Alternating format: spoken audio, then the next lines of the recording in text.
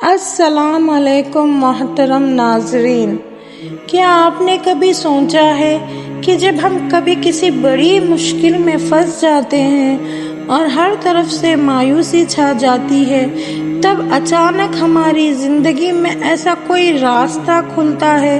وہ مدد ہماری سوچ سے پری ہوتی ہے، جو نہ ہم نے مانگی ہوتی ہے نہ ہی ہم نے تصور کیا ہوتا ہے۔ آج ہم بات کریں گے اللہ کی غیبی مدد کے بارے میں، اور یہ جانیں گے کہ یہ کیسے ہماری زندگی میں ہر لمحے میں ہمارے ساتھ موجود ہوتی ہے۔ اللہ قرآن پاک میں فرماتا ہے، اور جو اللہ سے ڈرتے ہیں اللہ اس کے نکلنے کے راستے بنا دیتا ہے اور اسے وہاں سے رزق دیتا ہے جہاں سے وہ سوچ بھی نہیں سکتا۔ سورۃ طلق یہ آیات ہمیں یہ یقین دلاتی ہے کہ اللہ کی مدد ہمیشہ ان بندوں کے لیے تیار رہتی ہے، شرط یہ ہے کہ ہم صبر اختیار کریں۔ رسول اللہ نے فرمایا، اللہ فرماتا ہے جو شخص میرا ہو جاتا ہے میں اس کے لیے کافی ہوں۔ آج ہم آپ کے ساتھ اس اہم موضوع پر تفصیل سے بات کریں گے۔ اللہ کی غیبی مدد کیا ہے، ہمیں کب اور کیسے ملتی ہے، اور اپنی زندگی میں اللہ کی اس مدد کو کیسے محسوس کر سکتے ہیں۔ تو چلیے آغاز کرتے ہیں۔ پہلی غیبی مدد دل کا نرم ہونا اور گناہوں سے بچنا۔ ہماری زندگی میں ایسا لمحہ آتا ہے جب دل سخت ہو جاتا ہے، گناہوں کی طرف رجوع بڑھ جاتا ہے اور ہم ان گناہوں میں ملوث ہونے لگتے ہیں جن سے بچنا ہمارا مقصد ہونا چاہیے۔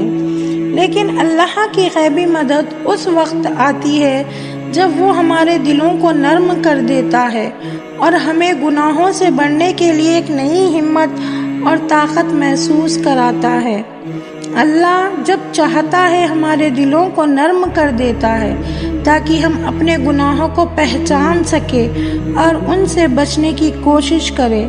کبھی ایسا ہو جاتا ہے کہ ہم بڑے اعمال کی طرف بڑھ رہے ہوتے ہیں اور اچانک اللہ ہمارے دل میں ایک نرم احساس ڈال کے اور ہمیں فوراً اپنے گناہ سے روک دیتا ہے۔